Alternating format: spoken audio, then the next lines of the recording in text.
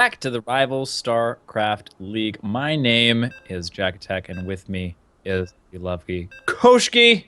How are you doing? I am great.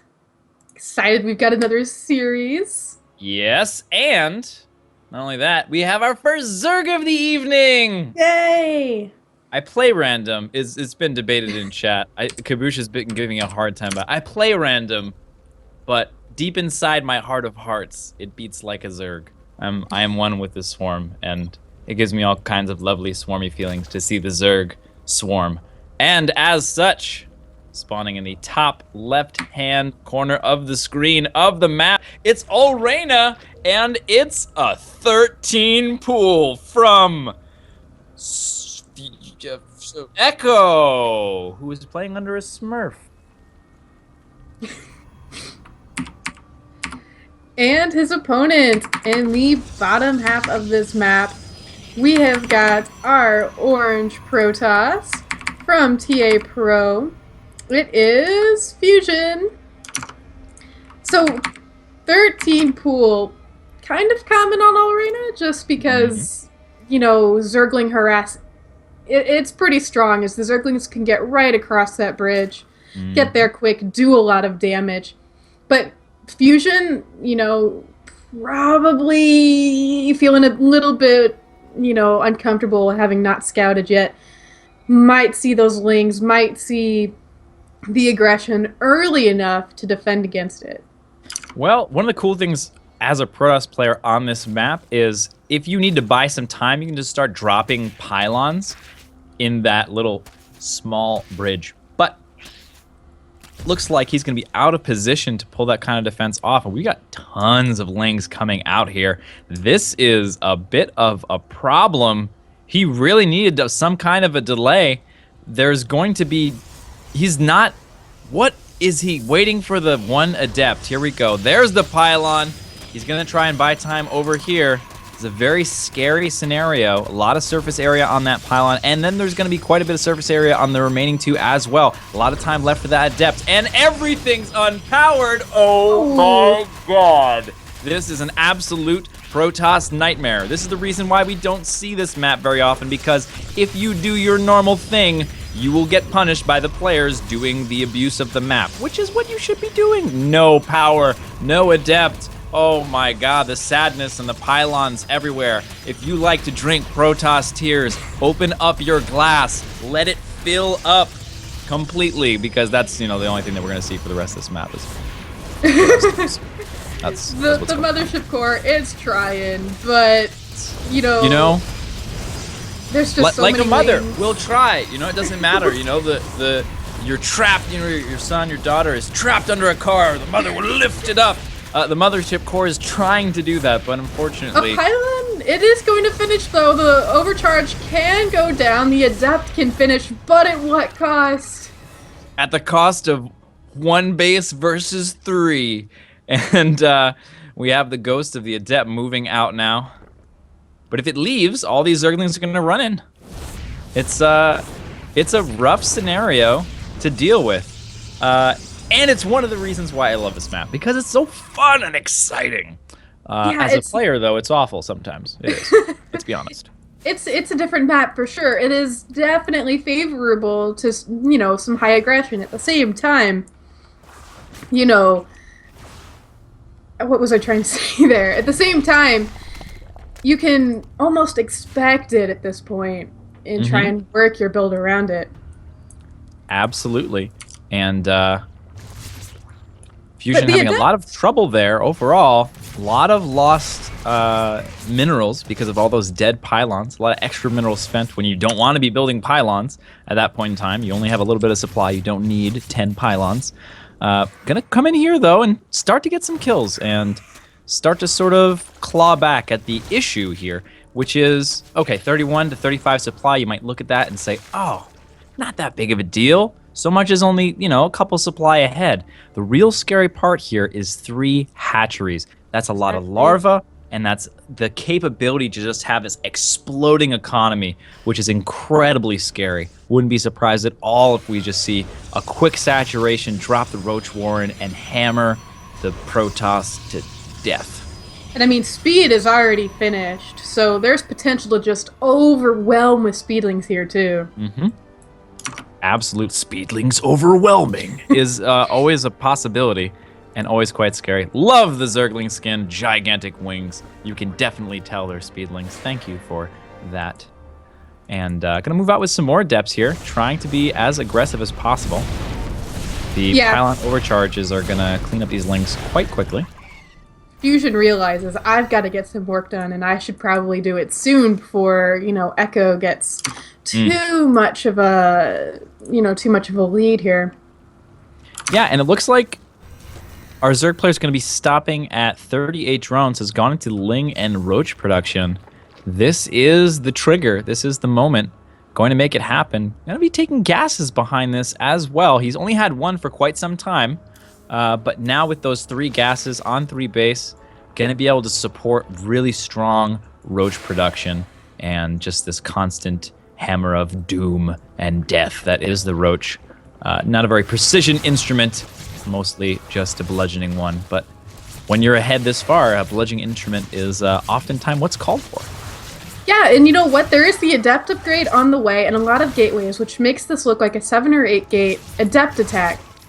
Which actually doesn't do that much versus Roaches, which are armored. I mean, a mass amount of Adepts, with the attack upgrade can do a lot of damage. Absolutely. But versus Roaches, they're not going to be as effective. So Roaches Man, this here, Adept harass has been insane. Any sort of push that our Zerg player might have been thinking of doing is totally gone. These Adepts just keep going back and forth, getting a bunch of kills so far. We have 13 workers killed by our Protoss player, and still behind 38 to 44.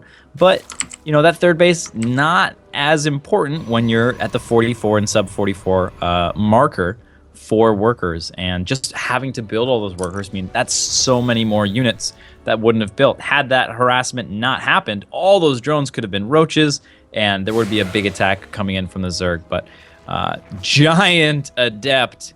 We're going to find out if truly the Adept is OP. Not a lot of units over here.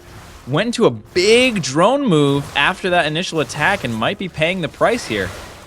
Yeah, this is a lot of Adepts, and like you said, these are drones and not Roaches. And a lot of Roaches are needed here to defend against these Adepts. And the Roach amount at the moment, it's not too high, and we do have more reinforcements, more Adepts coming in from that natural base.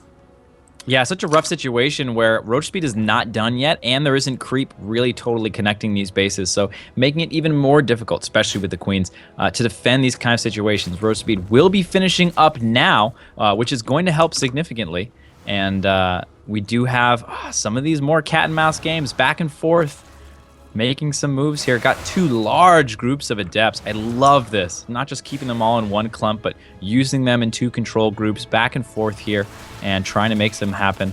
But, ooh, gets caught a little bit out of position. Fortunately, already had that shade out, so will teleport without taking too much damage. And it looks like, after all that madness, we've somewhat normalized our position here. We've got some sentries joining these Adepts. And this is still a pretty strong Adept force, and we've seen Fusion's use of shades. He micros with the shades pretty well. So it wouldn't surprise me to see even more, micro past some of this army. We've got some Ravagers. They will do pretty well, especially against force fields. Whoa, these moves, that is exactly where Fusion wanted the Zerg to go here, running across Echo, trying to make something happen. Nice spine crawler placement. But it is not enough just yet. Gets pushed back. The lack of creep over here, still a little bit frustrating, but more frustrating than that, the lack of units. Really needs a stronger unit count to take on this mass Adept. Yeah, this is looking to be a really scary army here for Fusion. And actually, Blink is starting to finish up as well. So behind this, we might even see some Blink Stalkers. Yeah, absolutely. Moving into that, there's a lot of synergy there. And this is kind of one of the cool things about Legacy of the Void. We can see these heavy gateway compositions making a bit of a comeback, being, sort of viable and usable. And this big threat, the counterattack, I love this position. Pulls out all the way to over here, all the way super far away. So there has to be a pretty big commitment from Echo if he wants to deal with this. And if there's any sort of attack, he can just recall back. Decides no tactical position was available. Gonna go ahead and recall back. Interesting thing here is that this third has not been down for quite some time, and SoMuch knows it. You'll notice that SoMuch hasn't been trying to do any sort of counterattacking at all, even with that sort of bait over the side. SoMuch is like, yeah, you're on 2 base, and it's 10 minutes into the game. Turns out you run out of minerals right around 9 to 10 minutes, so I'm just going to defend my economy, and I'm gonna be in a nice position here. Ooh, good arc getting set up over here. Exactly. And Fusion needs to get work done now, and that is what he is going for. However, the more time goes, the more SoMuch is going to get ahead here. Yep, absolutely. And he's moving. He's going to accidentally potentially bump into this base over here. But the problem is, SoMuch has so much units. Whoa! The caster jokes are real. And it is true. It sort of becomes the tale of this story. And the fact that this is being creeped up, not only creeped up, but scouted, Fusion is in such a rough spot. Needed to make critical damage happen sooner and is now paying the price for not choosing to expand or just not dealing that damage. You got to be able to do one of them. Yeah, in Fusion here, he's feeling that need to do damage. He tries to move in. He had a couple adepts try and shade in, but you know what?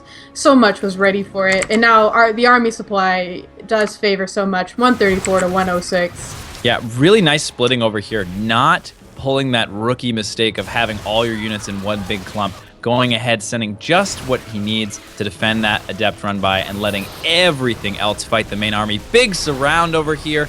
Going to fight this out. We have no mothership core. It has become into dead. Not the way you want your mothership core to become into, but we have that big attack, big arc. Everything of Fusion is dying, and it looks like GG. And we have SoMuch, which is the Smurf account of our Zerg player Echo. And he is going to go ahead and take game 1. Oh, no, take the series. We came into the middle of that one, didn't we? We took game 2 and it's 1-1. We took game 2 and it's 1-1. Now I know, now you know, and we all know. Fantastic. Well, that's great. We have a third map, so 1-1 score coming up. And this is going to propel one of these players into a battle against Ray Rain. On the other side of the bracket, we've got Peely Peely in the semifinals. It's going to be playing against Quickscope, which is also the name that I butchered earlier, and I'm not going to say again. But yeah, that was some intense stuff. That was all Reyna, you know? And that Zergling harass, it really, it really put him behind. And then, it really put the Protoss behind. But at the same time, like we mentioned earlier, the lack of third base, when it came to that 2 base all-in, damage needed to be done a while ago. Because the more time the Zerg gets, the more units he's going to have. There were 3 bases, almost up to 4. Mm-hmm. A base needed to be taken or damage needed to be done there. And I think it's one of the cool things about the economic change in Legacy of the Void, where in these kind of situations, mining out actually makes a significant difference. If you hold your 3 bases against a 2 base, they can't just 2 base forever and be totally fine. They run out of, a decent amount, a fourth of their economy, basically, mineral-wise, relatively quickly.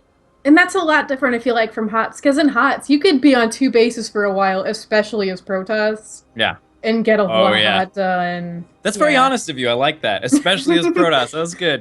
Just like, add minute, be like, yes, especially as Protoss. The Immortal Sentry all in on one of the GSL maps that lasted to like 200 supply. Ooh. I've done that. I've Immortal Sentry then be like, oh, this didn't work. Let me go home and just build some Colossus and then move out. You could do that on 2 base. Mm-hmm. Yeah, you could just hang out on 2 base forever, so... Really like the initiative of Blizzard going out and trying more radical changes, moving over to Legacy of the Void, and it has made it a much more fun and exciting game, I think. And the